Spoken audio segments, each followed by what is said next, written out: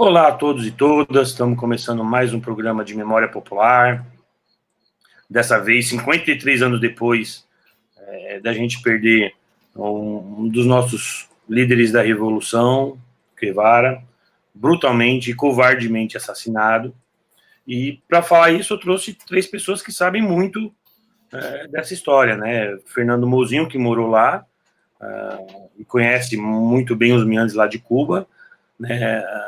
Maria Auxiliadora, ou Dora, para a gente, que é do Nescuba, né, do Núcleo de Estudos Cubanos da UNB, foi professor e também está se mudando para lá, ou está morando lá, está morando aqui, ela vai falar um pouquinho sobre isso. E Teotônio Roque, que foi o único brasileiro credenciado pela imprensa para cobrir o funeral do Che, depois, quando os restos mortais foi levado para lá. Eu não vou me delongar nessa conversa, porque eu não sou um especialista, estou no meio de três especialistas aqui para falar o que eu tenho toda admiração a um cara que dedicou a vida a lutar por um mundo mais igual, mais justo, mais correto, mais ético, né? E tombou justamente nessa luta contra uma elite intolerante que não aceita centralizar no povo a figura da humanidade, né? Precisa centralizar em si e toda a estrutura capitalista que existe dentro disso. Quero de antemão já agradecer a todo mundo que está no YouTube, a gente já tem aqui algumas pessoas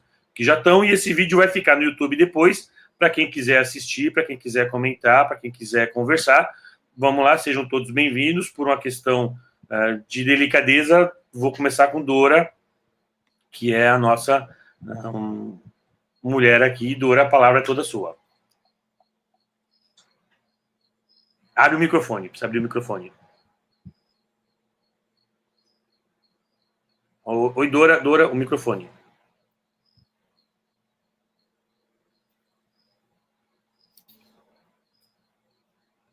Seu microfone está fechado. Clica no microfone. Agora tá ótimo. Agora tá bom. Bom, hoje vai ser um bate-papo, né, como você falou. Eu queria começar, né, um pouco a dizer que há figuras históricas. Bom, primeiro eu quero me apresentar, né? Já ia até esquecendo. Eu sou Maria Auxiliadora César, sou professora aposentada da UNB, do Departamento de Serviço Social, e sou fundadora do Núcleo de Estudos Cubanos, que este ano está fazendo 25 anos. E também coordeno um projeto que este ano está fazendo 10 anos, lá em Cuba, que depois eu posso falar um pouco sobre ele. É um rincão do Brasil em Cuba e é um memorial a Hélio Dutra. Hélio Dutra já visitou vários, quando era vivo, né, visitou vários estados brasileiros, né, uma pessoa conhecida, e esse é um projeto que a gente preza muito, né.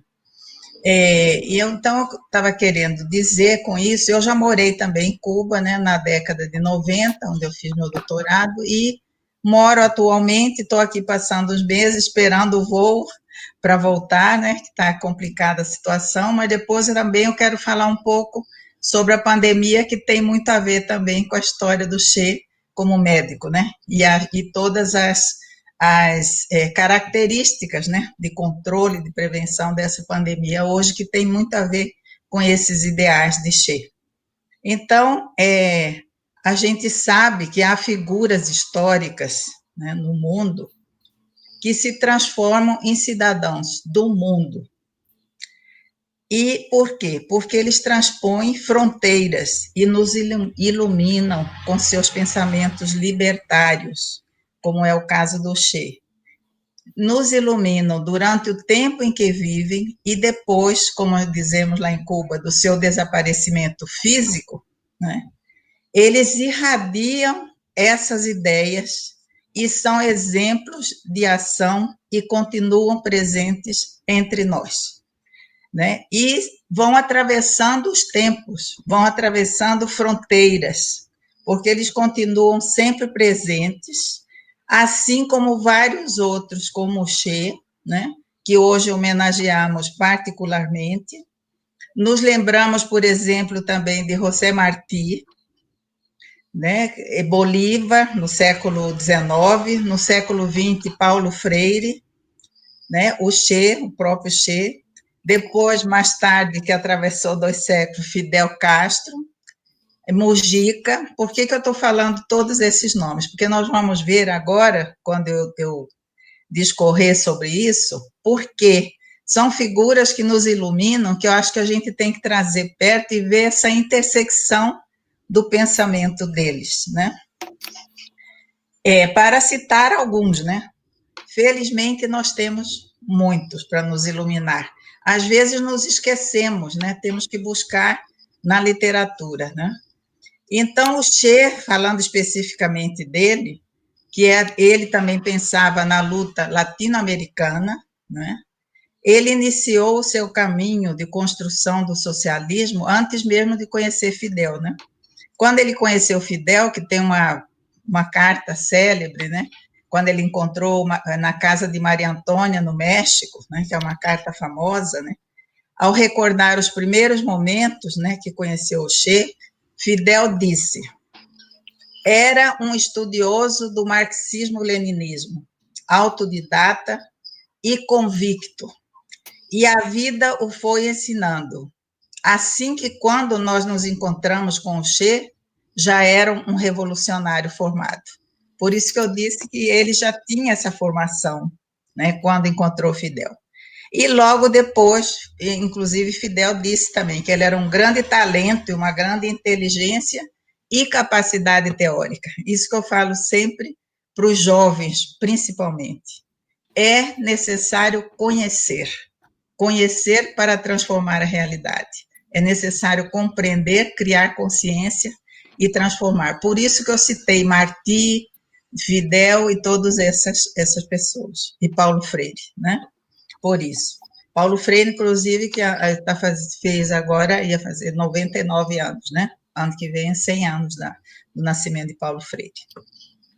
Bom, então, desde essa vez, Fidel, logo em seguida, né? Porque ele conheceu Fidel em 55, em 56 ele já foi no Grama, né, para Cuba, e a gente sabe toda a história, né, da Revolução. Inclusive foi logo nomeado, né, informalmente aí por Fidel como comandante na Serra, né.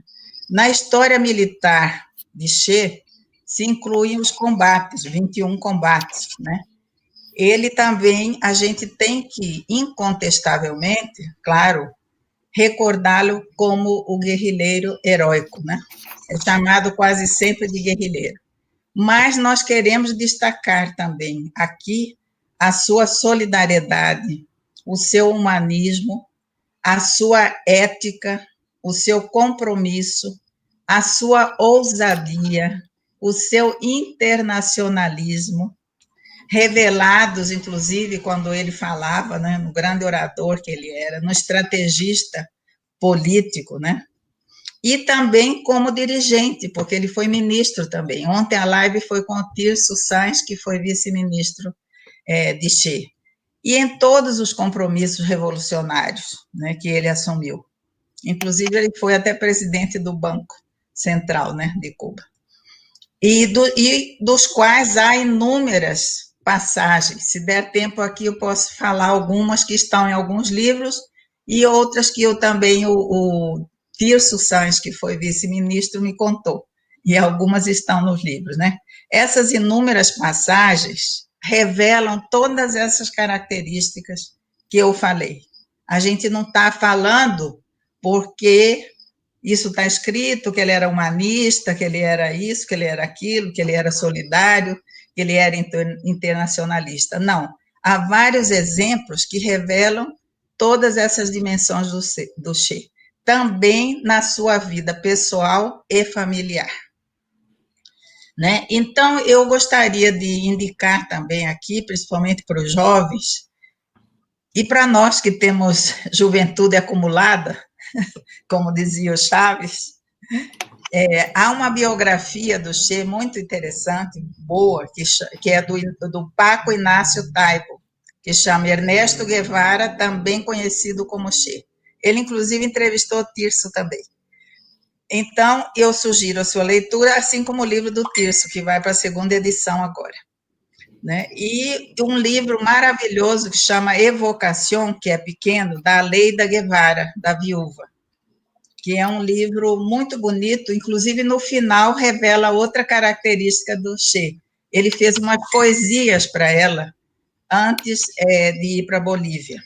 Então, são muito bonitas essas poesias. E também um livro que chama Apuntes Críticos à Economia Política, onde, inclusive, ele fala que a revolução tem que ser uma revolução como a construção do socialismo em Cuba, porque ele critica os manuais, inclusive, soviéticos, e acha que não deve transpor uma experiência para outro lugar, que é muito interessante essa... Ou seja, era um homem realmente, como Fidel disse lá no início, né?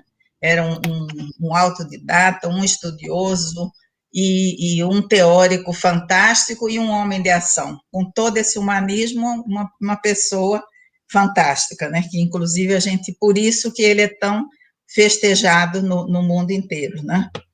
Inclusive, com as ideias que ele tinha essa coisa das ideias para criar consciência. Era muito didático os seus discursos, né?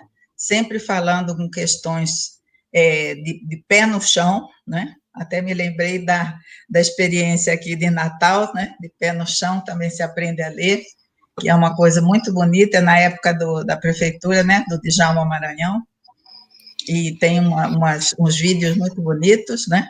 E Paulo Freire, que dizia isso também, compreender a realidade por meio de uma educação libertadora e compreender o mundo, criando consciência para transformá-lo. Eu me fixo muito nessas questões, porque eu acho que hoje mais necessário é compreender esse mundo, ler, né, compreender para transformar. Né? Marx dizia que os filósofos não basta só compreender o mundo, né? Tem que transformá-lo. Então, a gente tem que também nos reportar a isso, né? E um trabalho com jovens, com grupos comunitários e tal. Bom, quando for o caso de você, viu, Rômulo, achar que eu tenho que parar para outro falar e depois eu retomo, também tudo bem, não tem problema. Não, você já vai retomar. Eu quero só aproveitar, então, que você fez isso, para mandar um abraço a quem está aqui assistindo a gente. Algumas pessoas estão até cumprimentando vocês. Então, Flávio está dando boa noite, tem o pessoal da Lousa Interativa também que está mandando boa noite, minha companheira Vera também está aqui, mandando boa noite, Lenira Fonseca está também mandando boa noite, Maria do Carmo está mandando um abraço tanto para você, Dora, quanto para a Mozinho. Para você, ela não mandou não, Teotônio. Do Carmo não gosta de você. Mas também está lá, Roberto também já está mandando um abraço para todo mundo, Marilis está mandando um abraço para todo mundo, Marilis, tanto para a professora Dora quanto para o querido Mozinho, Carlos Lima, Danila Abdala lá de São Paulo está mandando um abraço, Marilis de Brasília também está mandando Carlos Lima. Esse abraço.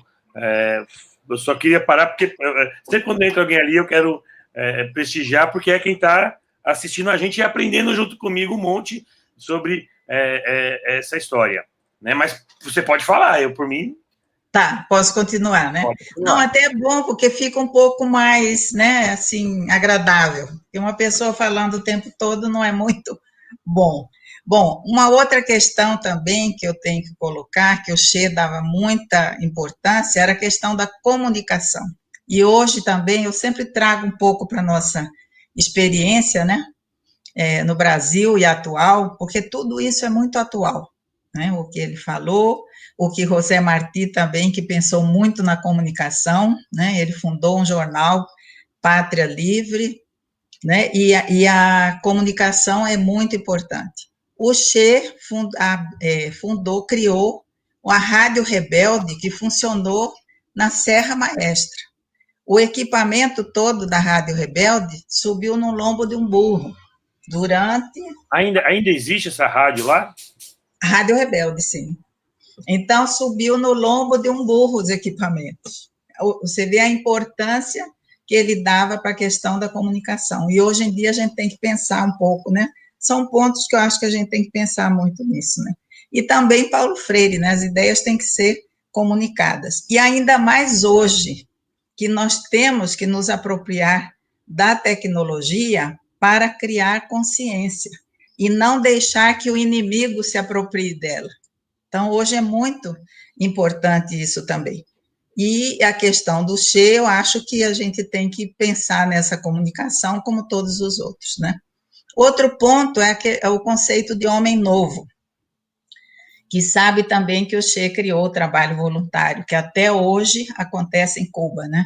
A minha tutora do doutorado, né, uma pessoa decana, foi decana e tudo, e um dia eu cheguei para fazer a orientação, ela estava com uma vassoura na mão, com um sorriso imenso na porta da faculdade. Ai, Dora, eu esqueci, marquei com você, hoje é dia do meu trabalho voluntário. Com uma alegria no rosto.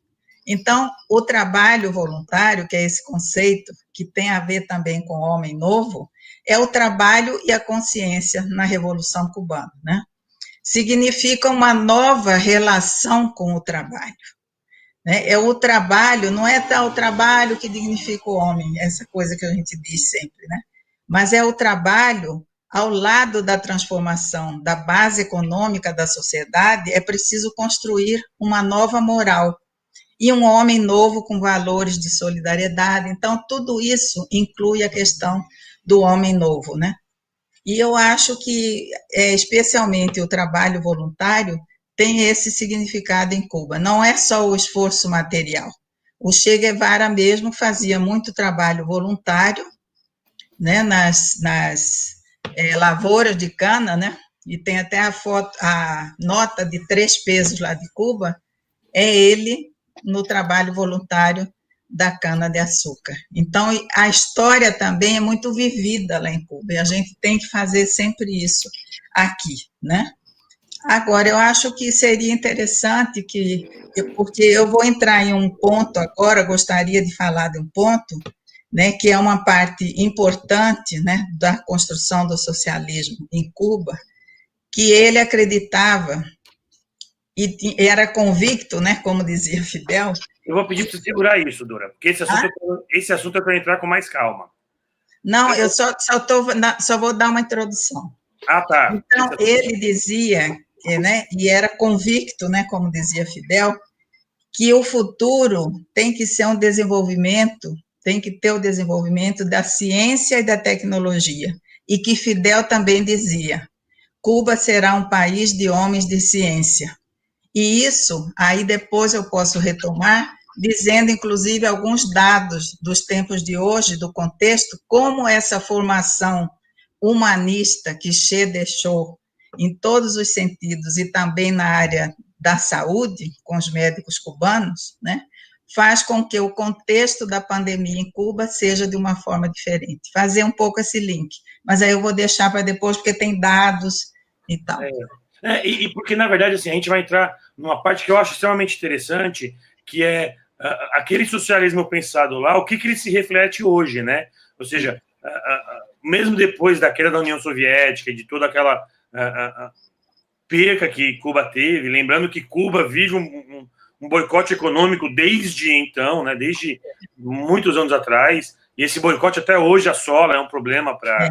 É um bloqueio, né? Né? Mas a gente vai já entrar nessa parte, vamos ainda ficar nessa parte mais antiga. Eu vou pedir para a Teotônia esperar mais um pouquinho para falar, até por questão agora de idade, eu vou dar agora a palavra para quem manja muito mais do que nós dois juntos. Né? Mozinho, a palavra é toda sua. Microfone.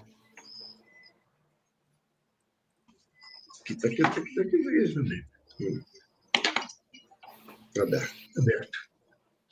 Tudo bem. Sou Fernando Bonzinho, natural de Natal, moro em Brasília, onde estudei Sociologia na UNB, trabalho na Câmara de Deputados, na liderança do Partido Socialista Brasileiro, e sou secretário do Grupo Parlamentar Brasil-Cuba no Congresso Nacional.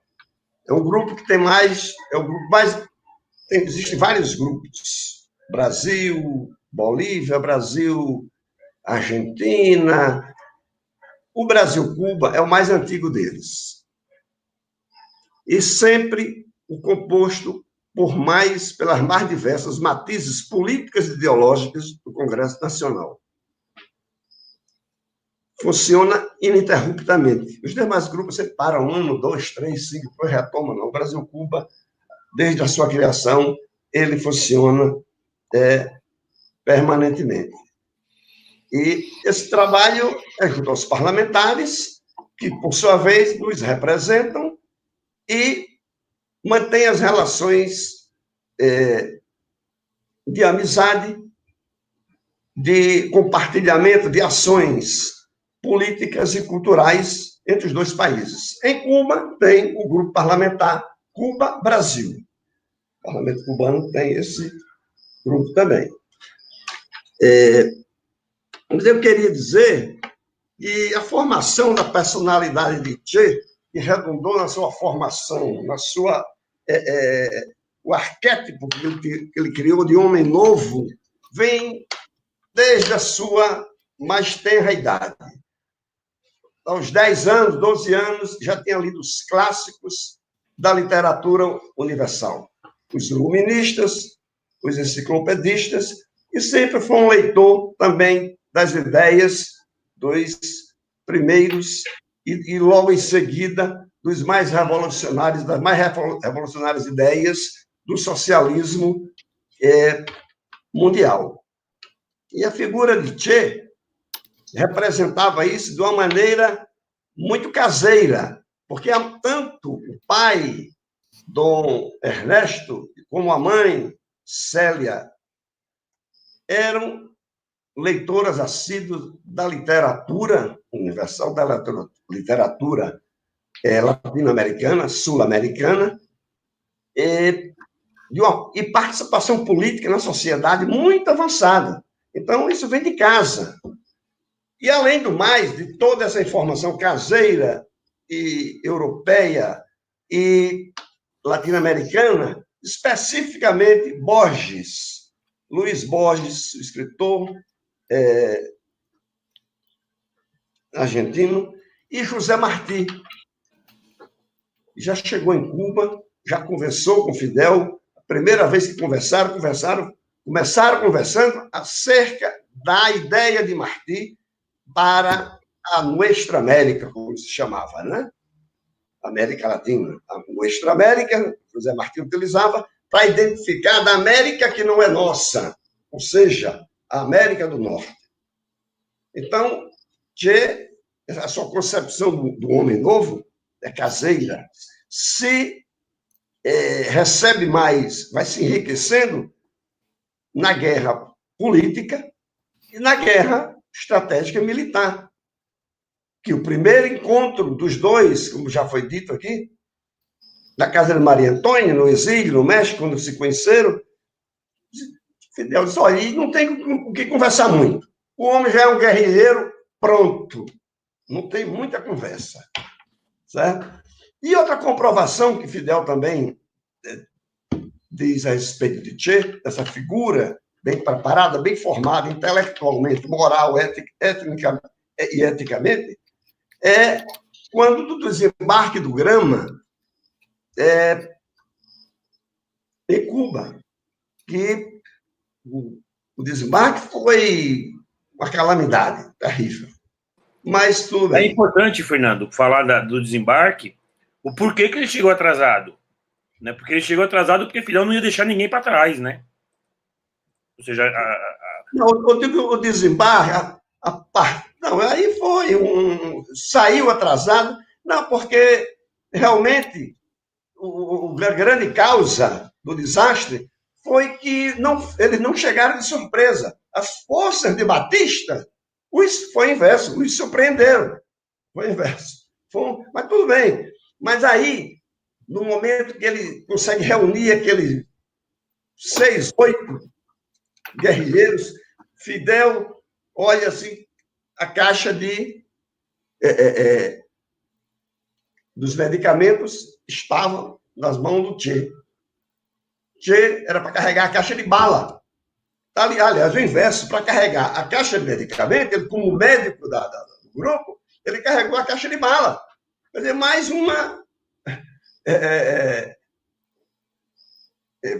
6 de julho, que foi um assalto ao quartel de Moncada, que não foi bem sucedido militarmente, mas foi a vitória da utopia. Até hoje, Moncada é exemplo para a resistência cubana. Não é à toa que é a data mais celebrada. A data mais celebrada não é o dia da entrada em Havana.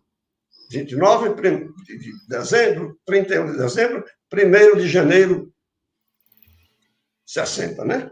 Não, porque é de um simbolismo muito forte.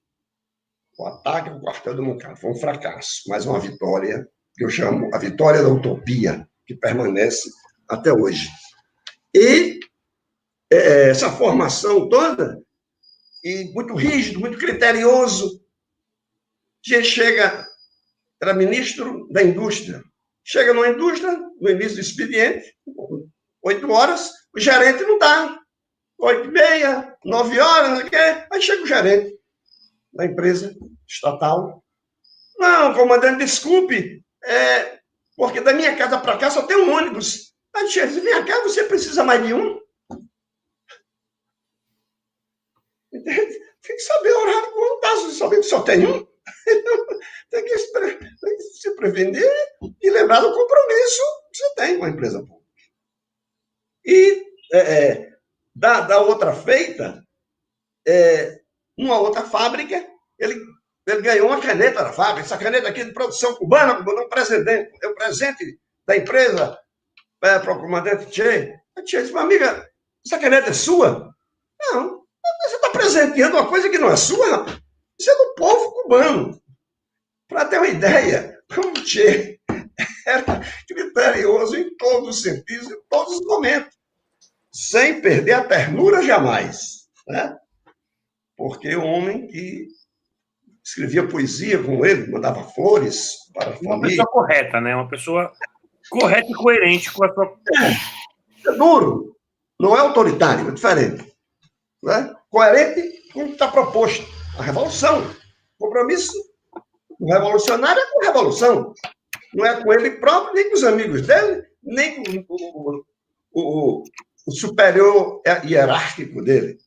Então, é essa figura de Che que a gente identifica dessa maneira.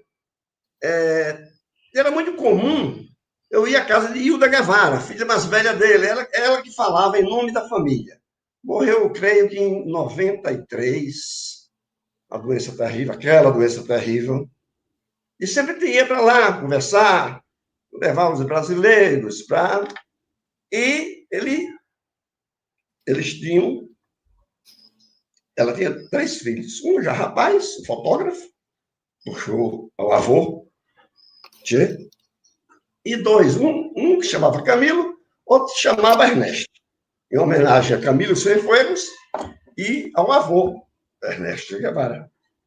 Quando ele estava na sala, esses 2 meninos pareciam que eram uma meninada, não eram só 2. Vinham lá de dentro com algazarra danada. E volta para o quarto. Aí voltava. Depois vinha, insistia tanto. Qual era o dilema? Que o que se chamava Ernesto, brigavam os 2. Mas eram até gêmeos. Uma diferença muito pequena de idade. O que se chama Ernesto? Não, eu não quero me chamar Ernesto, eu quero me chamar Camilo. E outro, eu também não quero mudar de nome.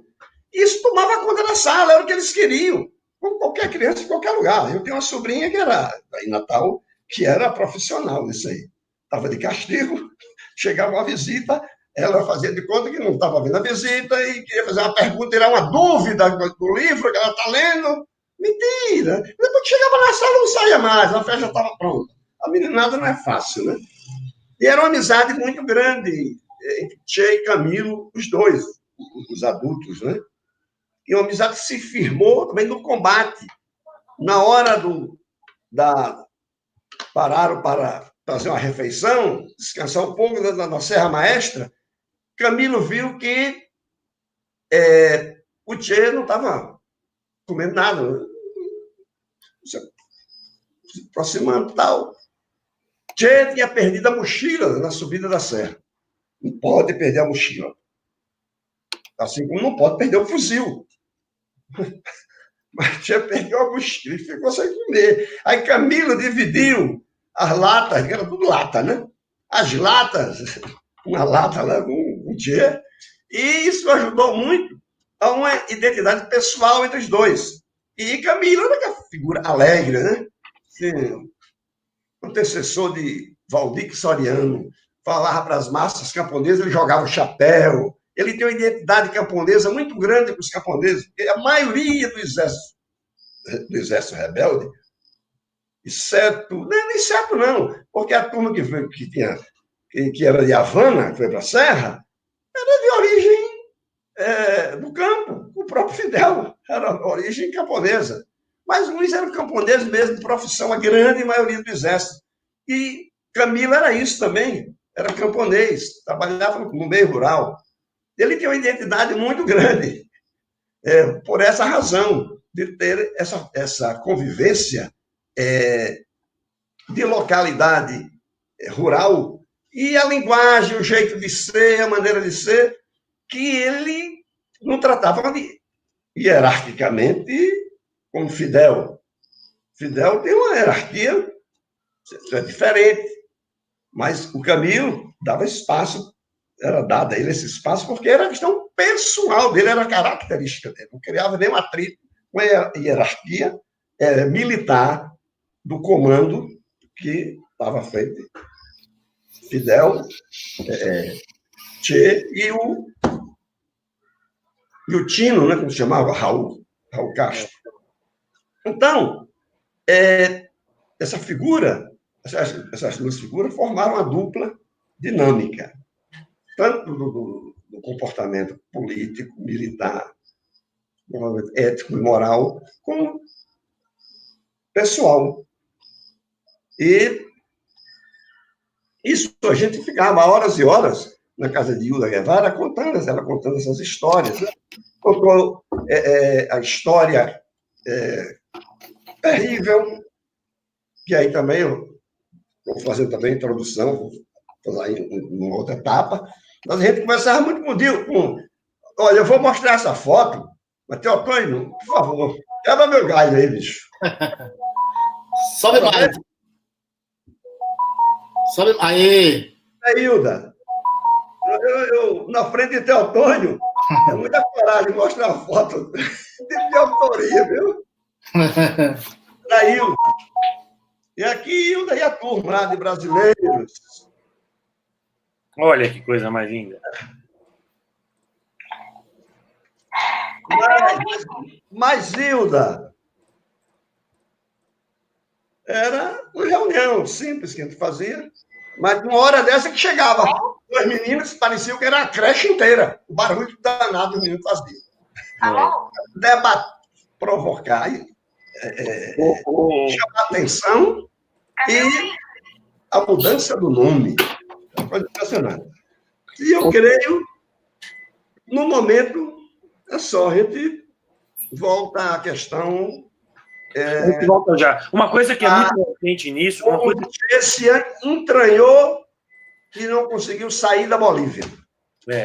Uma coisa que é muito, forte. Né, Teotônio? Exatamente. Eu vou passar para Teotônio, mas antes de passar para Teotônio, eu quero agradecer também a Carmen Diniz, que está aqui também falando com a gente.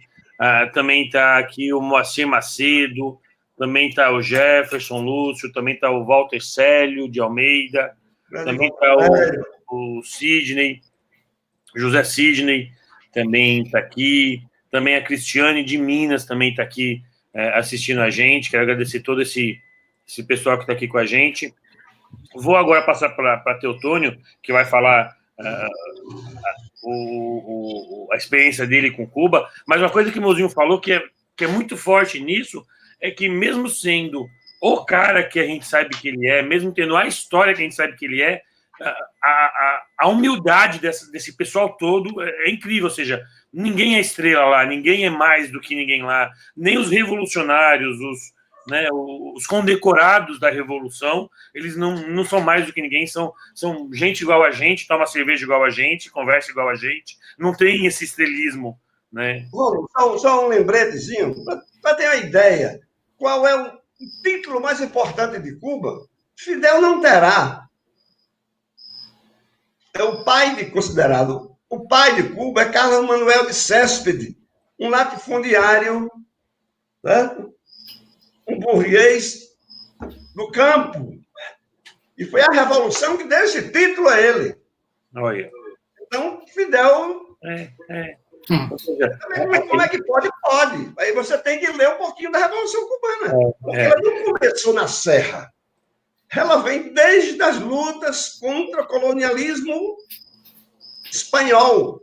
São etapas diferentes. Se Fidel tivesse, caso fosse possível, e Che estivesse vivo, nas lutas comandada pelo latifundiário Carlos Manuel de Céspedes, com certeza Fidel estaria ao lado dele. Não, e a gente estava conversando... O funcionário da época era quem podia fazer a revolução. A gente estava conversando um pouco antes. Libertou os escravos, era o fazendeiro mais rico de Cuba, e produtor de açúcar, de gado, essas coisas todas. Liberou os escravos, disse, quem quiser me seguir na luta, sigamos juntos. Prenderam o filho dele, Oscar. E, casualmente, o filho foi preso também na Segunda Guerra Mundial, de Stalin, também era Oscar. Também da mesma forma que os espanhóis disseram, se vocês não suspenderem as armas, a gente mata o seu filho. Ele disse, eu sou pai de todos os cubanos. Daí o título. Pai de todos os cubanos. Pai de Cuba. Teotônio. Boa noite, mozinho. Já passou a bola para mim como fotógrafo. Primeiro dizer da minha felicidade de estar com vocês dois, na verdade, vocês três homens, nesse momento. Sonha e serás livre de espírito. Luta e serás livre na vida. Então, assim, a gente falar do Che é algo muito grandioso. Eu quero dizer que aqui, nesse momento, eu sou um aluno. Eu sou um aluno muito pequeno para poder falar do Che. Eu queria dizer que em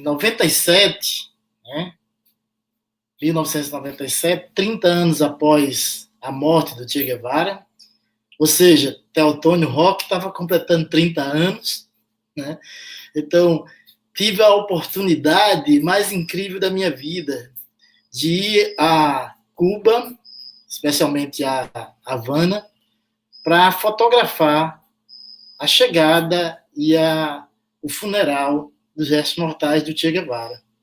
E essa oportunidade ela se deu pela uma trajetória de vida, como fotógrafo, buscando retratar a luta dos trabalhadores, a relação de direitos humanos, e me permitiu, eu queria só fazer essa ponte aqui para poder falar um pouco mais do Che, dizer assim, que eu tô bebendo ainda dessa filosofia, porque era um grande fotógrafo, o Che. Então a gente admira ele como jovem que passou pelo seminário, no meu caso, que passou pelos movimentos populares, que foi da Pastoral de Juventude do Meio Popular, que foi da Pastoral Operária, que militei junto com Roberto Monte nas questões de direitos humanos. Eu já admirava o Che pelo processo revolucionário, quando a gente bebe no livro, quando a gente bebe no Diário da Revolução, quando a gente vê o Che apaixonado como médico, que começa a medicar as pessoas com o mesmo tipo de remédio, e alguém diz, chegou alguém aqui no processo revolucionário que estava com dor de barriga, ele deu esse comprimido. Chegou aqui que estava com outra dor, ele deu o mesmo. Ou seja, ele resolvia as coisas com o que ele tinha. E quando a gente chega no país, especialmente no momento que eu fui lá, que era o momento que estava o país tentando sair, em 97, tentando sair da situação muito difícil no ponto de vista financeiro, porque realmente Cuba tem um bloqueio. Não é um boicote, é um bloqueio, é muito maior. E eu falo que eu queria ver essa experiência de Cuba se não houvesse esse bloqueio. Aí a gente poderia ter uma outra análise científica, política, econômica do que foi plantado ali. Então, isso tudo foi me levando a ir muito apaixonado para Cuba. E aí, eu quero, antes deixar muito claro para quem está aí, para as pessoas que vão assistir esse vídeo, dizer da minha gratidão por todos vocês, né, que construiu essa ponte para que eu chegasse lá. Para Mozinho, que quando eu cheguei em Cuba, e eu queria só deixar claro aqui, para falar um pouco do Che, a maior foto, a maior imagem propagada do Che Guevara foi feita por um fotógrafo chamado Alberto Korda, né? E foi um lance de quase não poder fotografar o Che, porque foi num evento que o Che chegou, não estava muito bem, passou alguns minutos e saiu. O Korda fez 3 fotogramas, 4, né? Inclusive o fotograma original tem uma palha de palmeira, coqueiro por trás do Che, né? Que aí ele faz um recorte e tá aquela foto que todo mundo conhece. E eu falo isso pela paixão mesmo da fotografia, Mozinho, você me permita ir mais para essa área cultural do Che. E no livro do Korda diz o seguinte, que foi a Santa Clara, um local onde o Che estava cortando cana, e ele foi para fazer um registro fotográfico, ele era repórter fotográfico, e voltar rapidinho para fazer a matéria, né? Quando chegou lá, procurou o Che, fazer umas fotos do Che, aí o Che disse, que bom, você é fotógrafo? Então, mas você não veio aqui só para fazer essas fotos, não. Você vai fazer aqui pelo menos uma semana cortando cana. É a tua contribuição também, né, para a revolução. O Korda ficou pé da vida, lógico, porque você falava antes da questão do trabalho voluntário. E a gente fica imaginando como isso foi difícil para algumas pessoas. Entender que era necessário que cada um desse sua contribuição a mais. Né? Não é só naquilo que você faz, é um pouquinho a mais. Aí é onde é que está a construção. E o Korda disse que depois se apaixonou por esse cara chamado Che. Depois da raiva, você vem. Porque, como o Mozinho fala, não é preciso ser brabo, radical, para ser sério, para dar direcionamento, entendeu? Então você demonstra com o próprio exemplo. E o Che, um grande fotógrafo, porque também tinha a parte do lazer dele. Eu fiquei feliz, Mozinho, eu não sabia que o filho tinha sido fotógrafo, não pesquisei isso, né? E aí tive a oportunidade de conviver muito pouco, mas conviver assim, conversar, não conviver não, desculpa, a palavra certa é conversar, com a esposa do Che e com a filha do Che. E essas oportunidades me deram, né, como repórter fotográfico, por causa desse link que se foi construído entre brasileiros e cubanos, como vocês dois que estão aqui compartilhando esse momento comigo, né? Que vai para lá e constrói links que, quando o outro chega, é como se tivesse um passaporte livre, né? E quando eu cheguei no país, eu fui recebido e fui para a sala de imprensa para pegar um credenciamento especial, né? Não só para fazer a cobertura dos 3 dias de funeral, mas eu queria fazer algo mais na cidade, fazer uma cobertura muito grande. Eu fiz 2.500 fotos na época. Lembrar o seguinte, saí com quase nada de dinheiro, hospedei-me num hotel. Antônio, é importante lembrar que você fez 2.500 fotos em negativo. Sim. Digital. Essas câmeras digitais hoje, você tira 50 milhões de fotos, tá beleza. Tem que comprar o filme para levar. Negativo. E foi uma grande solidariedade também dos colegas fotógrafos que foram me doando o filme, porque eu fui sem grana. Eu tinha perdido meu pai 1 ano antes e fui chorar lá. Eu não tinha grana para ir para Recife, gente. Eu fiz um projeto muito louco que as pessoas foram contribuindo com esse projeto para ir. Mas em Cuba, eu me senti tão à vontade e tão bem recebido. E a primeira coisa que me disseram lá, você vai poder entrar em qualquer lugar que você quiser e fotografar qualquer coisa que você quiser. Então, assim, lá eu fui conversando, como falei, com a esposa do Che, o motorista do Che, que não era o motorista que trabalhava quando ele foi ministro. E a impressão que se dava, que, para mim, bebendo, muito entusiasmado com aquilo tudo, era que Ele estava no ensinamento, numa construção e numa visão muito mais além, muito mais de futuro, né? Muito mais de nós precisamos cuidar disso aqui para que isso aqui gere frutos. E a dificuldade era muito grande por causa do bloqueio, né? Então, é importantíssimo pensar no Che nessas duas facetas, né? Não endurecer sempre e não perder a ternura, jamais. Porque ele viveu isso na prática dele. Ele passou isso para os dele. Ele passou isso até para os inimigos dele. Quando você lê Diário da Revolução, isso fica muito claro. E não é uma fantasia de nós, amantes da Revolução, de nós sonhadores, de nós utópicos que nós todos somos, e eu fico feliz de fazer parte desse mundo. É uma comprovação prática. Eu fui a cinema, eu fui 3 dias de funeral, filas quilométricas para poder chegar naquela urna, entendeu? Era um encantamento, sabe? Mais de 2 milhões de pessoas não cubanos, segundo registros, né? Para visitar urnas que estava o Che e mais os outros companheiros que tombaram junto com ele. E aí, falar do Che é falar com muito carinho e com muita possibilidade de dizer: ainda estou vivendo essa revolução que foi plantada. Estamos vivendo essa revolução. Eu tenho certeza que quando eu parar um pouco de falar, que você retomar, a gente vai falar um pouco dessa coisa da pandemia, de como Cuba enfrenta isso tudo. E aí, antes de a gente chegar em pandemia, eu lembro que Cuba é o primeiro país a oferecer médico, enquanto os outros oferecem militares para guerrear. Eu passei depois em Cuba, na segunda vez, já 10 anos após, já como convidado para entregar o material para Cuba, e aí eu fui para Santa Clara. E é importante dizer isso para vocês. Em Santa Clara, mais uma vez, o governo cubano fez algo que, inclusive o embaixador de Cuba no Brasil, uma das vezes, disse: nem eu consegui fazer o que você conseguiu lá.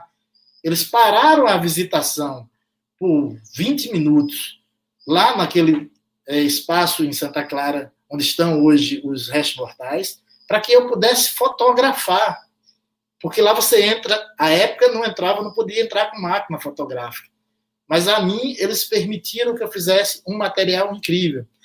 Mas o mais marcante disso, eu queria dizer, porque vem da essência do Che, é que eu estive lá, em Santa Clara, na casa de Leonardo Ruiz Puzo e Maria Carme Chances. Quem são esses? Cubanos de Santa Clara, mas quando a gente iniciou essa conversa aqui, se falava da alfabetização. Eles foram professores de alfabetização para no início da Revolução. Eles são o pai e a mãe de um amigo cubano, médico, que hoje está no Ceará, aqui, Luiz Ruiz.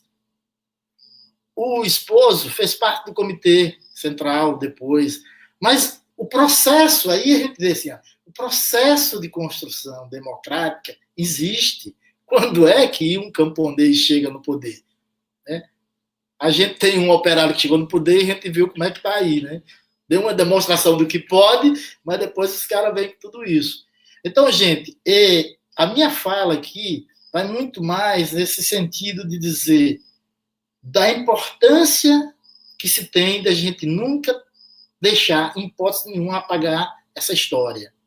As fotos que eu fiz, e algumas ainda inéditas, estão à disposição, e agora eu deixo com muito carinho, à disposição mesmo para a gente pensar algo que ainda possa ser mostrado. O material que eu fiz não é meu. Eu quero fazer esse trabalho voluntário, eu quero cortar essa cana de alguma forma, eu quero contribuir para que outras pessoas tenham esse olhar sobre essa Cuba, sobre essa Havana, né, sobre essa revolução, sobre esse Che, sobre esse Camilo, sobre essas sementes. Então, é fundamental. Me sinto aluno aqui, porque na teoria revolucionária eu sei o que eu vou ouvir ainda muito mais de vocês, vou aprender muito mais. Do ponto de vista fotográfico, mozinho, eu acho que como eu estava lá só para fotografar, eu fiz fotos melhores que você. Mas não fique com ciúme, não, viu? E até pela quantidade também. Gente, eu também não vou falar muito, porque eu quero ouvir. Então, eu estou muito à disposição de vocês e quero deixar muito claro, mozinho. Me desculpa, fala o nome de novo aí. Doura. De deixar muito claro que esse meu acervo, como já está livre também para Roberto, está livre para vocês dois, quando e como vocês quiserem. Sabe? Eu sou quase da idade da sua filha, né? Essa nasceu em 67, ela deve ter nascido em 67, né? Então, hoje eu já não sou tão menino, né? Quando tinha 30 anos que fui para Cuba, tive a felicidade na volta a Cuba e com o André Gugel, fotógrafo, minha esposa, né? E foi fantástico também vê-la. E está aqui com a gente. Opa, então vou me declarando assim, eu vou ganhar um ponto com ela. Foi fantástico ver ela também como mulher fazer um ensaio fotográfico, o olhar feminino para Santa Clara, para Havana. E a época, nessa volta, já se tinha mais um espírito dessa nova Cuba, de como seria essa não é a transição, mas essa acomodação do processo, né, que é necessário também. Mas deixar claro isso, esse acervo está à disposição, quero ouvir vocês. Hoje a grande homenagem aqui não é a fotografia do que eu fiz, mas é ao Che, que me permitiu sonhar perto, mesmo ele estando numa urna naquele momento. Mas é fundamental perceber que naquela época, 30 anos após a morte, eu vi crianças chorando a perda, como eu vi idosos que tiveram convivência com o Che chorando a perda. Ou seja, ele estava vivo. Eu dizia, quando voltei de Cuba, que o que eu senti lá nos 3 dias de funeral era um misto de alegria e tristeza. Alegria por ter reencontrado aquela semente, mesmo já na decomposição, mas ainda estava exalando ou soltando a energia positiva de um processo. Tristeza porque sabia que tinham perdido. Se tivesse vivo, estava fazendo mais. Mas é isso. Então, esse sentimento eu ainda trago comigo. Sabe? Antônio, a gente indo aqui no chat, a gente tem lá o Magal de Nízia Floresta, que é uma outra história, Nízia Floresta, que a gente também vai tocar, que a gente quer resgatar a história dela, mas o legado que Che deixa, que é muito maior do que a figura dele, né, que é a maneira de fazer uma revolução, o que é a ideia dessa revolução, né, eles não deixam de agradecer também. Carmen está aqui falando que em Cuba realmente não tem o princípio da celebridade, né? Ana Liese também está aqui com a gente, né, agradecendo e saudando o Che. Lenira Fonseca, que tem o livro de Teotônio, da viagem que Teotônio fez para Cuba, né? A Andréia, que está aqui com a gente, Ítalo Valério, falando do documentário que tem lá na Netflix sobre a Câmara de Fitel, mas eu já citei antes um documentário que foi da Sierra Maestra, que até Dora que traduziu esse documentário, que mostra justamente como é que é feita essa revolução da educação cubana, né? Do Carmo, que também está falando dela, da paixão dela por Cuba, Carmen Diniz, Nazaré Zenaide também está aqui. Mas, voltando agora para falar com Dora e para falar sobre essa Cuba que fez essa revolução, conseguiu tomar o poder, né, e depois se alia ao eixo socialista, né, se alia ao socialismo russo, né, da União Soviética, e depois se vê sozinho no meio do nada, e aí, só pelo fato de ter tido essa revolução da educação, consegue se manter até hoje, e hoje exporta, né, ciência, exporta tecnologia, né, e já faço aqui de antemão o meu apelo para que saiu hoje, e curiosamente, não foram os cubanos que ganharam o prêmio Nobel, né, as brigadas cubanas, Mas curiosamente, deram para um programa de erradicação de fome que esse camarada fez aqui no Brasil e não foi lembrado no passado. Então, quem não foi lembrado no passado, por outros lados, foi lembrado este ano. Mas a conversa hoje não é o nosso barbudinho, é o barbudo de Cuba lá. Eu queria que você, aí, voltando àquele assunto, pudesse conversar com a gente sobre isso. Eu vou falar agora, né? Não, eu quero retomar um pouco essa questão do humanismo, porque eu acho que tem muita ligação com essa coisa da Covid e com tudo isso, inclusive com o Carlos Manuel de Céspedes, que é o pai da pátria, né?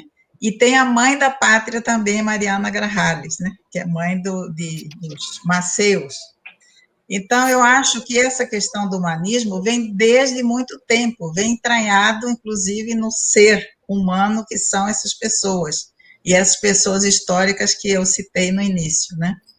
Fidel, inclusive, também houve atraso do barco Grama, porque caiu um companheiro no mar, né? E alguns companheiros diziam, Fidel, nós já estamos atrasados, vamos embora, está no mar, esse companheiro não vai sobreviver. Ele disse não, deu a volta e resgataram o companheiro. Uma vez até me perguntaram por que Cuba luta tanto por 5 companheiros, 5 acusados de terrorista há pouco tempo, né?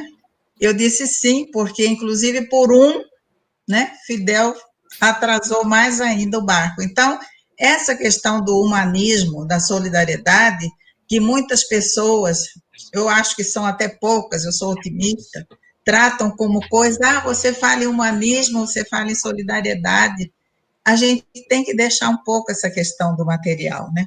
Eu me lembrei muita coisa do Korda também, porque eu fui vizinha do Korda lá.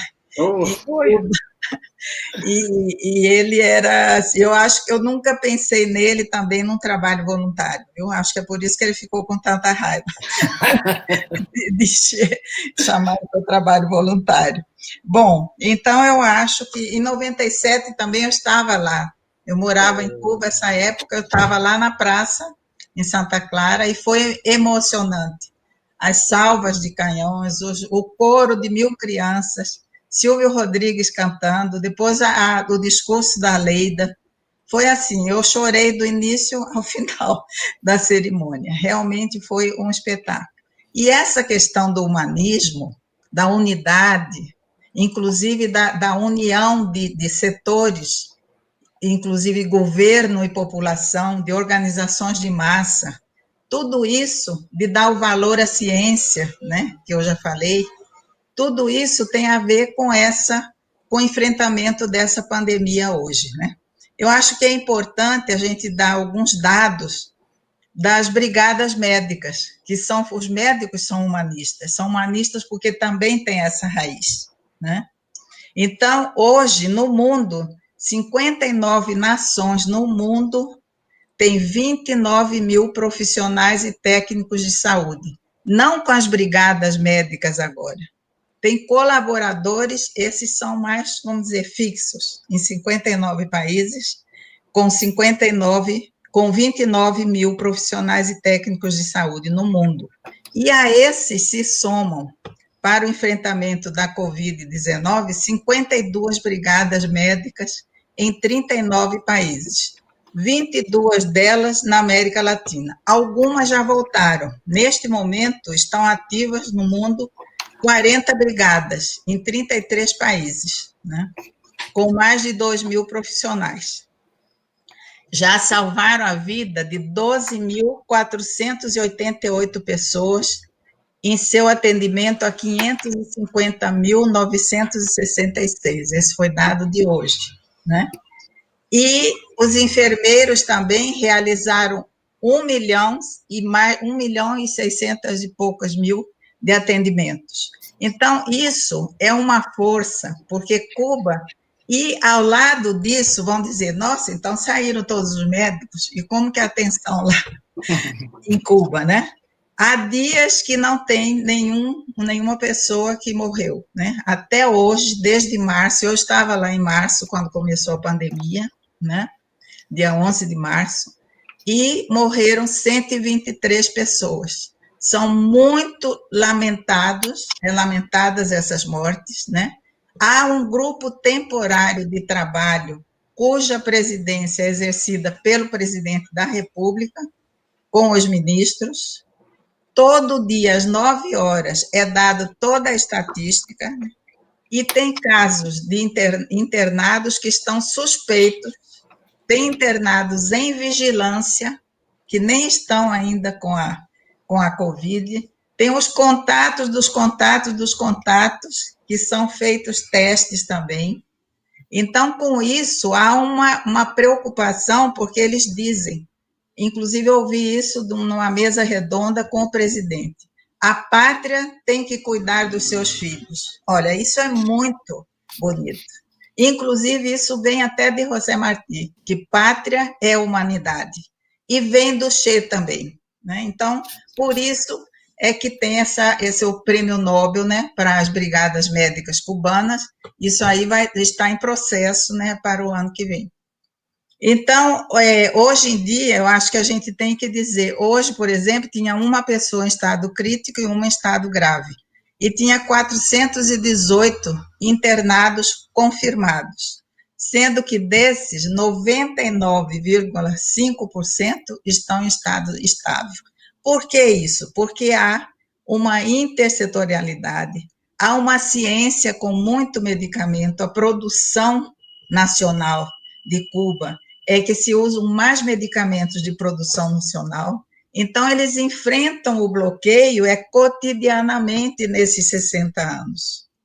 Eles não esperam uma situação aparecer, não há uma situação que eles vão agir sobre as consequências. E lá você tem o Ministério da Saúde, não da doença. É uma prevenção, o Ministério da Saúde, inclusive o ministro ontem, numa mesa redonda, disse que a saúde é um bem público, e as pessoas são seres humanos que têm que ser tratados com todo cuidado. Não há colapso do sistema. Tudo isso eu estou falando porque tem a ver com tudo que eu disse sobre humanismo, sobre solidariedade, sobre a unidade das organizações de massa e do governo, né? E há os indisciplinados, tanto que em Havana houve foco, né? Das 15 províncias, 12 já voltaram, inclusive, às aulas, então não tem mais problema. Agora, há muita prevenção e muito controle. A cada dia seguem as reuniões diárias do presidente com os ministros, por videoconferência com os governadores da província. Por quê? Porque o sistema é universal, público e gratuito. E a gente tem que defender muito aqui o SUS, né, que tem os mesmos princípios. Então, a gente tem as etapas, que eu não vou dizer aqui para não tomar muito tempo, né, eles têm etapas definidas. As estatísticas são dadas todo dia, às 9 horas da manhã, pelo diretor de epidemiologia do Ministério da Saúde. Então, todo mundo sabe, eu aqui estou sabendo, hoje, quantas pessoas estão em estado crítico, que tem uma, quanto tem grave, quanto estão confirmados, quantos isso e quantos aquilo, tudo. E isso dá uma segurança incrível, além do que a população é cuidada pela atenção primária da saúde, com o médico da família. Né? Quando você tem uma seriedade na história, quando você tem uma preocupação não do capital, não do plano de saúde, é outro conceito, é outra... É que a vida humana vale mais do que a economia, tanto que nas fases de volta, a primeira etapa é de recuperação da Covid, e a segunda etapa é de recuperação da economia, apesar de que, enquanto isso, estão vendo como que resolve a questão da economia, porque vai ser um período desafiador e complexo. Por quê? Porque há um bloqueio muito forte, recrudescido agora, que o Trump está em cima, com muita coisa, inclusive desprestigiando os médicos, né, cubanos. E então, detrás desse quase milagre, que o presidente disse uma vez, não é milagre, é socialismo, quando um jornalista perguntou para ele, como que Cuba pode fazer isso? Então, detrás desse milagre, há uma ideia a defender, há experiências, há baluartes, ao pensamento de Fidel e de Che, a José Martí, isso o presidente falou ontem também, né? Eu peguei das palavras dele. Apesar dessa perseguição, desse bloqueio comercial, econômico e financeiro, né? Então, apesar de tudo isso, não quebram essa unidade, por isso há resistência. Mas por quê? Porque há uma participação também da população. A pessoa se sente partícipe da sociedade quando dizem que a pátria tem que cuidar dos seus filhos. Então, cuida, né? A gente sabe que lá cuida. Então, tanto essa, eu quando morava lá, foi na minha casa a enfermeira da família levar um remédio que chama Prevengovir, que é um remédio natural para aumentar a imunidade. Então, eles estão preocupados com a população inteira. Hoje, de 15 províncias, 12 já estão, até voltaram às aulas, tem só Santo Espírito, Havana e Ciego de Ávila, que tem ainda algum índice, né, uma taxa de incidência nos últimos 15 dias, e o controle continua, né? Então, eu queria dizer aqui rapidamente que essa democracia participativa da ilha, né, é coerente com a sua proposta socialista, solidária e humanista, e revela ao mundo que não se mercantiliza a vida, e defende os valores de cooperação, de humanismo, de solidariedade e a unidade entre todos os setores, né? Essa pandemia revelou o valor da sociedade e revela o valor de cada sociedade, né? Aqui a gente vê também que o brasileiro tem muita esse humanismo, né? A gente vê muitas expressões, exemplos, mas é preciso caminhar muito ainda. E eu acho que a gente pode fazer isso. Eu sou otimista, inclusive com relação ao Brasil, né?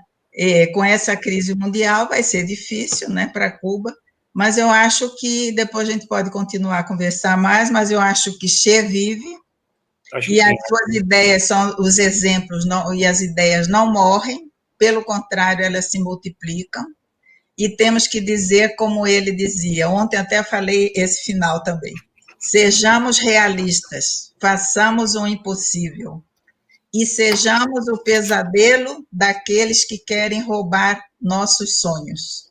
E pensar como Martí também. Pátria é humanidade. Não, e Martí é o pai da cultura, né? Ou seja, o homem que ia muito à frente também do... Nós estudamos muito Martí no Nescuba. Nós fizemos a tradução do Nuestra América, né? Que é a nossa América, e agora está saindo pela editora da UNB sobre o Partido Revolucionário Cubano de José Martí. Espero que saia logo e aí a gente vai divulgar. Nazaré também está mandando um abraço aqui, ela é da Paraíba. Rosana Kossich, acho que é esse que fala o nome dela, também está aqui com a gente, mandando um abraço. Carmen Dias. Marilis também está falando aqui de Che, de todo esse pensamento. Afonso Vieira Magalhães. Afonso é nosso amigão lá de Brasília, do Movimento de Solidariedade. Também está aqui com a gente. Marlúcia também está aqui com a gente. Marlúcia é nossa companheira aqui de Natal. De Natal, conheço. Né, o pessoal da revista Educação em Questão também está aqui, mandando um abraço. E Mozinho, você morou lá de que ano que você morou lá em Cuba? Deixa eu só falar uma coisinha, Rômulo, que eu esqueci de dizer que Fidel diz, e todo mundo fala até hoje, né, que os médicos são o exército de batas brancas. Sim, isso é importante. Mozinho, você tá com o microfone desligado, você precisa ligar seu microfone. Mexe no mouse para ligar o microfone.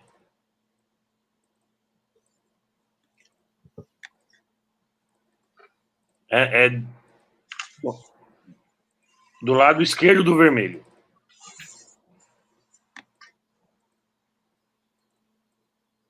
Tá desligado. Fala aí.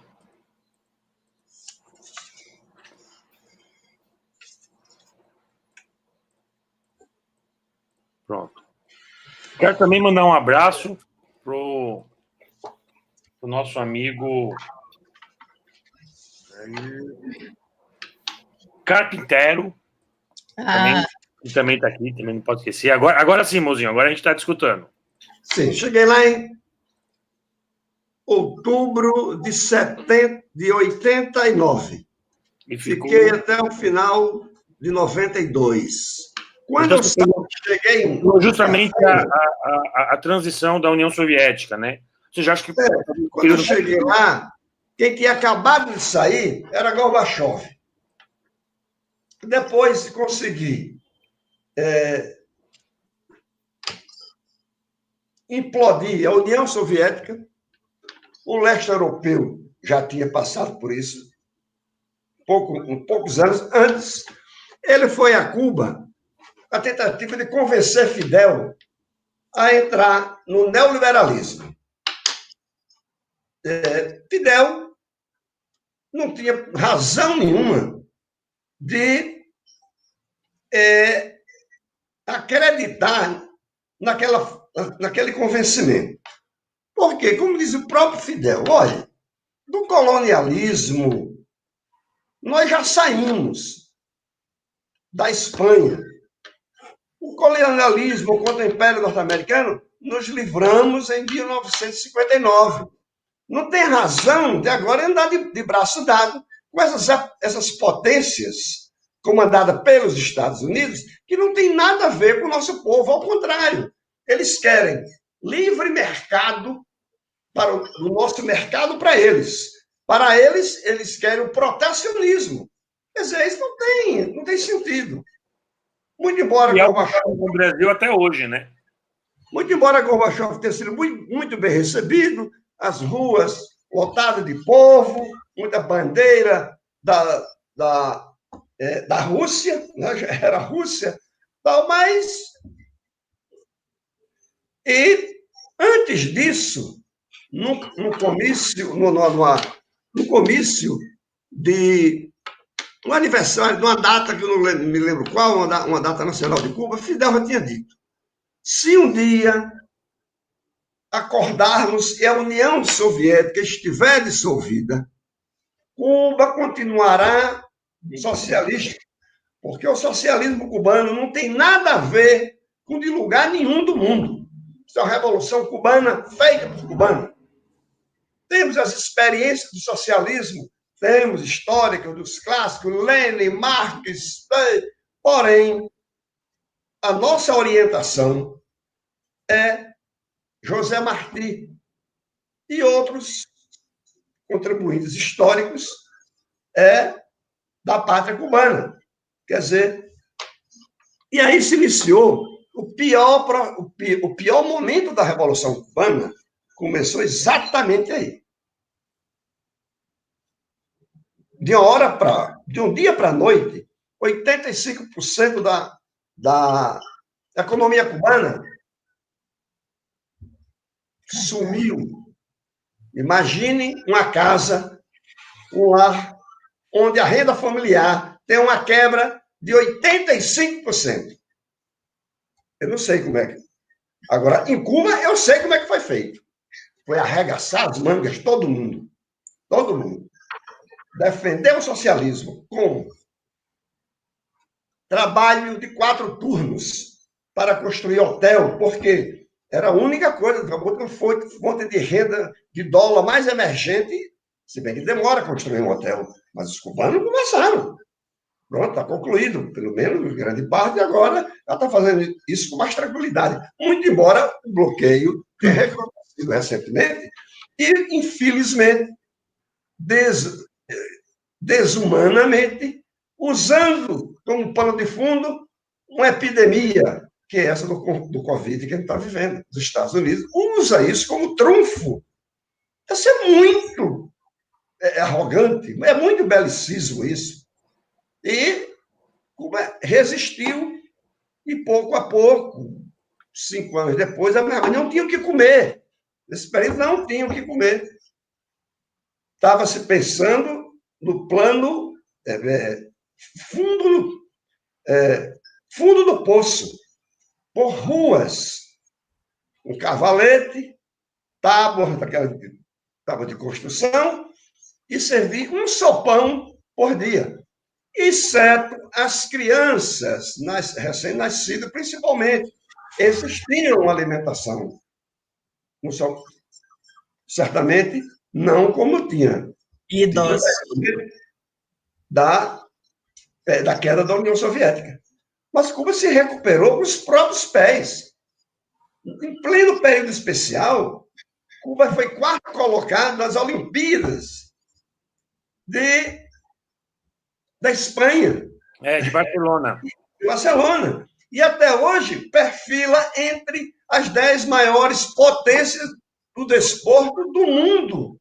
Um país com 12 milhões de habitantes, cercada, bloqueada. Guantánamo é uma base naval dentro de Cuba que o contrato venceu exatamente quando nós estávamos lá, em 1990, completaram 100 anos do aluguel. Um aluguel que um governo títere cubano na década, lá atrás, no período colonial ainda, fez por 100 anos, alugou a base. A Revolução nunca tocou nesse dinheiro, uma mixaria que deposita no banco esses dinheiros. A Revolução Cubana não tocou nele.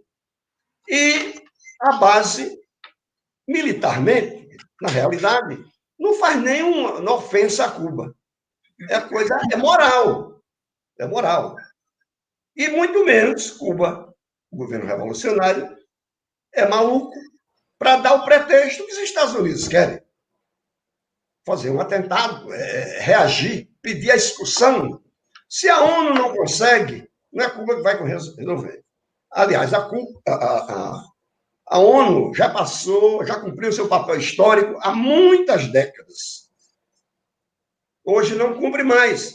Quem comanda a política do mundo, as arbitrariedades do mundo, é o Conselho da ONU, composto por 5 potências. Né? E Cuba não tem alternativa a não ser fazer o que ela sempre fez, depois do êxito da Revolução, construir as coisas com as próprias mãos e com o coração do seu povo.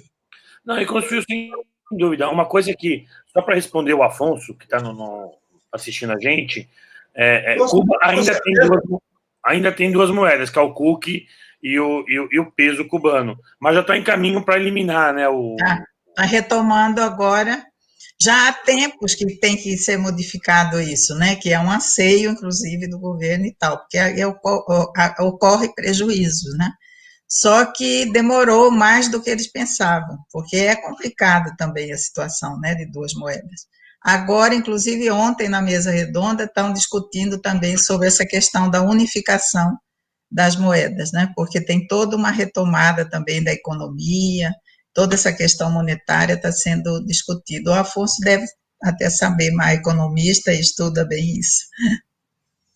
Mas estão retomando toda essa discussão. Né? E aí há também comentários, às vezes as pessoas dizem, cuidado, quando eu estava lá mesmo dizia, cuidado, é melhor você não ficar com o PUC, que é a moeda conversível, ficar mais com o peso cubano, porque de repente tem a unificação e você vai acabar perdendo todos essas moedas conversíveis, mas não é assim. Dora, isso é para quem tem muito, Dora. Hã? Isso é para quem tem muito. É participado. Eu, por exemplo, não pode nem confiscar minha poupança hoje, porque eu não tenho nem poupança. Olha, mas assim, cadê Rômulo? Desculpa, irmãozinho, eu te interrompi. Pode falar, Luzinho. Não. Eu queria só encaminhando já a conversa, para a gente não se alongar muito, assim, porque acho que a hora também... 21h20. Mas... já está na hora. Vamos... Mas pode voltar, mãozinho. Você não está aparecendo, Rômulo. Quer dizer, a reação... A internet está muito ruim. A reação às medidas cubanas no período especial, desse momento mais crítico, momento especial. É o nome correto, o nome completo é período especial em tempo de paz. De retificação. Retificação dos erros e tendências negativas. Ora, Romulo, se constatou nesse momento, que a educação em Cuba era bancária, era atrasada. Tinha evoluído lá atrás e depois tinham fraquejado, tinham dormido no ponto. A Universidade de Havana forma 50 pessoas em literatura, em toda a Havana. Mais da metade vai fazer literatura de Shakespeare. Mas isso estava acontecendo no vírus, mas eles desencavaram mesmo a caveira de jumento. Certo? Fizeram com as mãos e com o coração, repito. Quer dizer, identificaram vários erros, certo? Serviu de exemplo, nesse momento que a gente tira. Agora, ainda mais, o acidente de Chernobyl foram 12 mil pessoas, jovens, principalmente crianças, da Bielorrússia, da Rússia, da Ucrânia, não sei, mais outros países, se tratar em Cuba. Tudo de graça, em período especial. Cuba com a faca no pescoço. Porque saúde em Cuba é de graça mesmo, o tempo todo. O Jogo Pan-Americano em Cuba, você entrava em qualquer espaço, qualquer lugar. Os turistas impressionados que um país desse, lascado até a tampa, e não cobra, porque esporte é de graça aqui, meu filho. Não é porque a situação está ruim, vai mudar, não. É um princípio, certo? Está lá, tia, dizendo, o esporte é grátis, é para todos, nas praças de esporte. E esse mês de Chernobyl, depois chegaram mais 12 mil. E entre esses 12 mil, chegaram quase 1.000 brasileiros de Goiás, que eu fui ao aeroporto recebê-los. Trabalho também grátis para o governo de Goiás. Um acordo que tinha sido feito com o governador de Goiânia. Os cubanos do Goiás, os cubanos nunca contaram isso. Eu soube porque um goiano que estava lá, afetado, me disse. Era ligado ao governo, por sinal. Não mandaram um piqui. Não mandaram um piqui. Reais. Não sei quantas 1.000 cabeça ligado.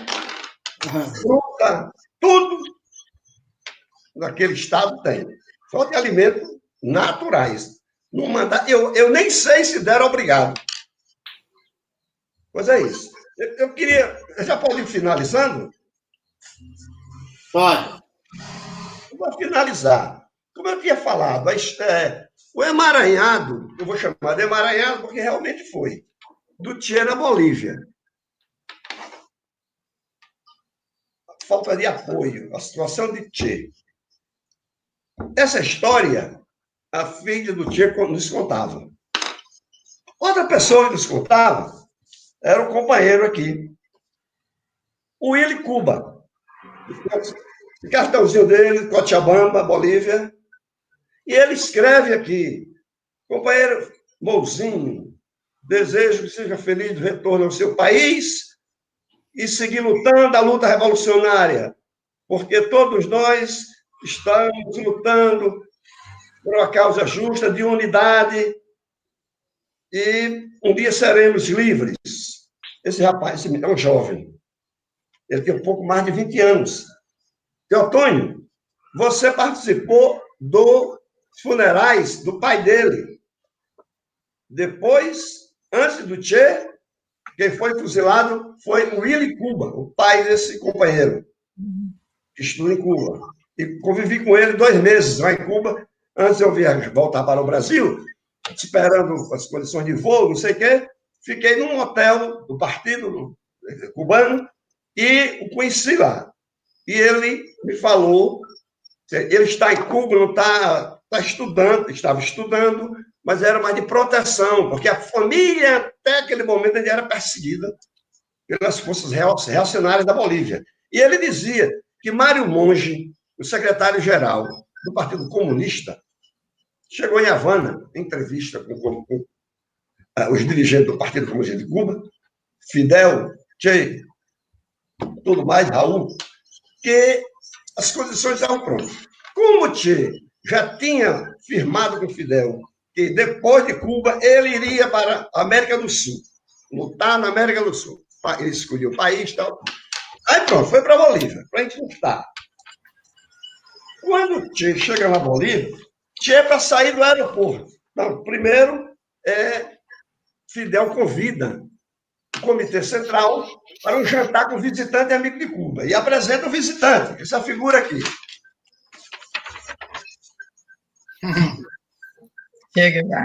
Essa figura é o Che. É o Che. Ele estava aí, jantar, e ninguém identificou o Che. Os companheiros dele de guerra de luta, Serra Maestra, Fidel, pronto, estão já em condições de passar pela alfândega e tudo mais que for de porteira. Quando o Che chega na Bolívia, o que Mário Monge tinha dito não era verdade. Não tinha movimento revolucionário nenhum organizado. Ele, o comandante da guerrilha. Não, peraí, aí não tem cabimento. Você não tem experiência nisso, papapá. E, além do mais, você não merece confiança. Ele disse, a realidade é outra. Aí rachou uma parte do partido, os companheiros do Partido Comunista da Bolívia, continuaram com o Che, junto com os cubanos que para lá o Che tinham ido. E o Ilikuba o grupo se divide em duas colunas para se encontrar lá na frente de determinado ponto geográfico. Foi interceptado pelos boinas verdes, a selva estava cheia de... Tinha mais boina verde do que árvore verde. E foi aquele desastre. A Che dizia as palavras que o Ilikuba me falava. E que a mesma Hilda Revala me falava. Quando Che viu, estava na boca do ovo. Não tinha mais o que fazer. Sem comunicação com a Havana, não tinha como se comunicar, porque a comunicação era com a base na capital e em alguma outra província. Mas a partir que isso se desmantelou na capital e eles entraram na selva amazônica, praticamente com a cara e a coragem, ou seja, um mato sem cachorro. Não tinha coisa. Foi nessa condição, cansado, ferido, a arma quebrada, que ele foi aprisionado e traiçoeiramente assassinado. Covardemente assassinado. O penúltimo foi o Willy Cuba, o pai do companheiro Willy. Em seguida, o Che. Fernando. E hoje ainda tem um desses tipos que patrocinaram isso aí, que desfila na Flórida com o relógio de pulso que ele roubou do Che. Quer dizer, é um ser desprezível. Canalha. É um ser desprezível. Roubar um relógio sem dizer que ia cortar as mãos do Che, né? Mozinho, só para a gente concluir, eu queria perguntar para você, assim, desse legado do Che. Oi? Desse legado do Che, dessa vida de abnegações, um cara que tinha tudo para ser um médico classe média na Argentina e fez tudo isso que ele fez, junto com o Fidel, junto com o Martim, junto com com o Granado, junto com toda essa turma, mostrou que existe um mundo diferente. Diferente. Né? Ou seja, um mundo que se preocupa com as pessoas, não com o capital. Né? O que fica para você dessa... O exemplo maior de Che é a confiança, da credibilidade dele num mundo mais feliz, mais justo, mais correto. Agora, tem que se empenhar para isso, tem que demonstrar que tem que fazer. Não é o discurso. O discurso só tem valor se for acompanhado da prática. Senão não tem sentido. E vice-versa. Isso é inseparável. Não é um mais importante que o outro, não. São duas coisas. Dora, você também teve lá em Cuba e eu tive o prazer de estar contigo na todo aquele projeto do Hélio Dutra e da confecção do documentário, e E nessa tua experiência do Nescuba todo e com tudo isso que você fez, o que fica dessa história de ti para você? Olha, eu acho que a gente tem que lembrar alguns fatos. Eu estava pensando aqui como é que eu ia terminar isso aqui, né? Porque eu já falei tanta coisa do humanismo e tal. Eu dou um curso na UNB que é um semestre inteiro, então dá para a gente falar bastante coisa. O Afonso também colabora com o curso. E eu acho que todos viram Diário de Motocicleta, né? Então, aquela cena, né, lindíssima, que ela atravessa o rio com uma asma imensa e vai lá para o lado dos leprosos, né, que estavam lá do outro lado. Então, isso é um movimento, uma atitude fantástica. Eu quero terminar também dizendo, eu tenho muitas coisas que o Tirso me conta também e outras que já está até no livro dele, que eu acho interessante vocês lerem, né, esse testemunho de um colaborador, Che-ministro. Uma vez ele ia com o Tirso no carro, ele ia na frente e tinha segurança com outro carro atrás, porque não deixavam ele andar só, ia atrás. Iam passar no pedágio do morro, e o pedágio era uns centavinhos que tinha que pagar. Só que entrou um carro no meio entre os dois carros, o dele e o do segurança, e aí o cara, para alcançar o Che, virou, não pagou o pedágio e foi. O Che viu pelo retrovisor, parou lá na frente, o cara chegou e disse, o que aconteceu que você está parado? Não, você volta agora lá, paga o pedágio, eu vi que você não pagou, era um centavinho de nada.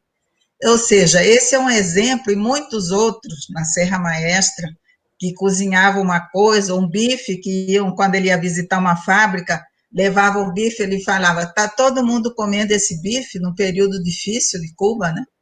E diziam, não, para vocês, comandante, vocês são da comitiva, os outros vão comer outra coisa. O Tirso, inclusive, esse dia, ele ficou olhando para a bandeja do bife, ai, meu Deus, louco para comer o bife. E o cozinheiro voltou com os bifes, dividiu para todo mundo. Então, esses são exemplos que mostram tudo isso que a gente falou, que fica parecendo humanismo, na solidariedade, mas é muita coisa que a gente tem que saber nessas ações concretas, que eu acho que é isso, é que o Che vive até hoje. E o exemplo dele, inclusive dos pioneiros, que o lema é seremos como o Che, né? Os meninos pequenininhos. Então, é só isso, rapidamente. Obrigada. Theo, meu amigo. E aí, o que é Che para você? E liga o microfone. Odora e Mozinho, Rômulo, e os que estão nos assistindo ainda, estamos terminando. Mas eu ia nesse exemplo, Dora, assim, porque são essas pequenas coisas que vão dando prática realmente. E aí eu lembro que nós tivemos um processo aqui de ocupação de terra, a gente chamou de TTL, na minha militância como fotógrafo, mas também na minha militância revolucionária, vamos dizer assim, a gente tem uma participação mais efetiva. Fizemos a ajuda militar, eu tive a oportunidade de ter sido militar durante o período, já era militante, e de uma certa forma, consegui trazer algumas experiências para ajudar no movimento. E aí, Dora, depois que a gente fez a ocupação, foi muito bem sucedida, aquele processo que fica todo mundo lá dentro da terra, ainda com medo dos capangas que chegam, a polícia já não mais nos amedrontava, porque já havia o Estado, já estava com o olhar em cima disso, mas o receio muito era dos capangas, dos ditos fazendeiros. Eu saí do acampamento, vim para Natal, passei um período, assim, era um revezamento desses jovens que fazia isso, e ao voltando para esse acampamento, eu levei comida, né, para lá, e fiz, né, uma sacola meio que separada, porque tinha alguns líderes nossos que estavam fazendo a segurança mesmo, né, que a gente tinha participado do movimento, que era o MLST. O MLST sempre pregou que tinha que ter uma preparação até militar para poder defender algumas coisas.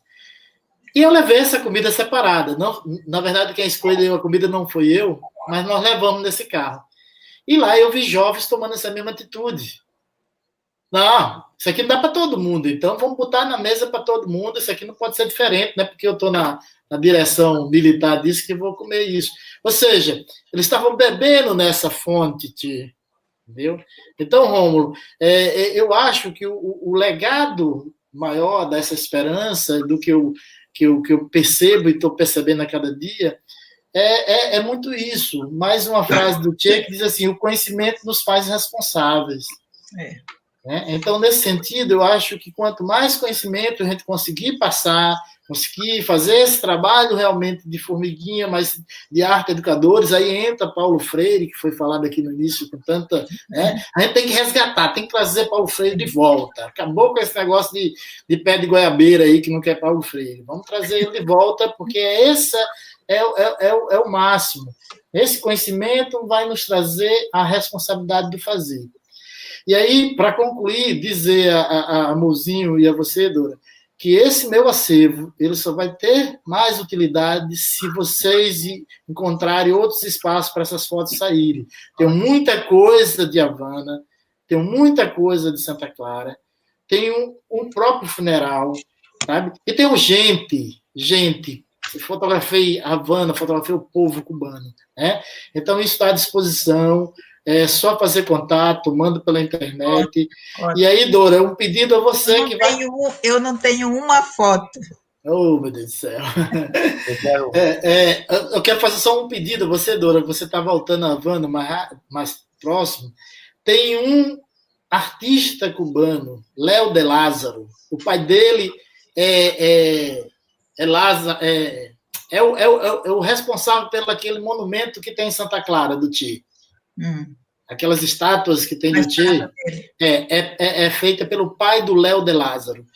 E eu tive em Havana, no ateliê dele, um rapaz, poxa, com um talento incrível, e eu não estou conseguindo mais fazer contato com ele. Se você tiver, vou mandar a gente, tá? A gente quer isso. Então, gente, eu quero agradecer muito a vocês, Rômulo, a DHNet, Mozinho, esse reencontro. Tô com saudade de tudo, de verdade, viu, cara? Vamos ver se a gente se encontra. Igualmente.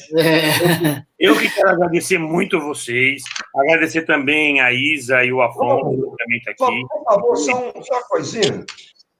Pode ser? Pode falar. A extensão do combate ao privilégio dentro da casa de Che. Numa certa ocasião, não sei se foi o filho Ernesto ou o filho Camilo de Hilda, que Hilda notou uns hábitos diferentes dele com relação aos estudos. E ficou atenta, foi na escola e observou que a professora estava dando tratamento diferenciado. Hilda virou um furacão, sem ser Hilda furacão. Virou bicho, como ele diz aqui. Como é que você quer fazer uma homenagem a Che, deshomenageando tem sentido. A Revolução e a escola revolucionária? Foi um quiprocó do diabo, viu, bicho? A Hilda era forte, eu conhecia a Hilda aqui em Brasília. Ela era forte mesmo, ela tomava. E eu quero agradecer tanto assim, Eu quero primeiro dizer que esse vídeo vai ficar no YouTube, sabe? Eu acho que isso é mais um documento que a gente deixa para a posteridade, porque é importante esses encontros para desmistificar, para falar que, assim, Che, com tudo isso, com todo esse heroísmo dele, ele não era o herói, ele era um operário da Revolução, ou seja, ele era um soldado da Revolução. Com tudo isso que ele fez, com todo esse ensinamento que ele passa para a gente, ele fala, sejam soldados, continuem sendo soldados. Né? Não esqueça da Revolução. Eu quero agradecer demais a Roberto Monte, que ajudou nisso aqui, Hugo Manso, que teve a ideia junto comigo. Ele falou, Romulo, tá aí, tá chegando o dia que morreu o Che, precisa fazer alguma coisa. E aí a gente pensou no programa, e na hora que pensou no programa, o Roberto Monte logo falou, vai chamar o Mozinho, vai chamar a Dora, que são as pessoas que chamam isso. O Teotônio é meu amigo particular. Obrigada, Roberto. Um carinho gigantesco também, ele sabe desse carinho que eu tenho por ele. Eu não deixaria nada disso acontecer sem colocar Teotônio, que a gente sabe do compromisso que Teotônio também tem com essa revolução. E, assim, acreditamos que no Brasil a gente possa chegar um dia e que a gente possa ter essa experiência que hoje está lá em Cuba, mas que se preocupe com a pessoa. Eu acho que Cuba é menos comunista e mais humanista, né? Então, eu acho que essa visão humanista de Cuba é importante para a gente desmistificar essa ideia do passado, de uma outra revolução, de uma outra coisa que a gente nem sabe o que é, porque as pessoas pensam, né? Mas a gente consegue desmistificar. Por isso, esse vídeo fica no YouTube. Quem quiser assistir depois, assista, que se compartilhe, que fique para a posteridade. Eu quero agradecer demais, Fernando Mouzinho. Dora, quero agradecer demais. Quero falar para você, Dora, que a gente está pensando em ir para Cuba para lançar agora o livro com aquelas cartas de Hélio Dutra, o Roberto já escreveu. Está sendo digitalizado, né? Não, o escaneamento já foi feito. Agora as fotos. Que eu tenho. Agora a mineira, né? Porque tinha a carta dele com a mãe dele, então isso a gente separa para um canto de carinho, mas não é. Tem algumas coisas que nem é para ser, né? Correspondência particular. Mas a gente está peneirando para ver o que disso dá para. Eu fiz uma primeira classificação só. Até porque eram mais de 900. Então, foi um trabalho danado, mas deu certo. A primeira fase já foi. Agora a gente vai para a segunda fase para poder ir lá para Cuba. E dessa vez eu vou para filmar tudo. Não vai. Ótimo. Não. Ótimo. Eu sou péssima de fotos.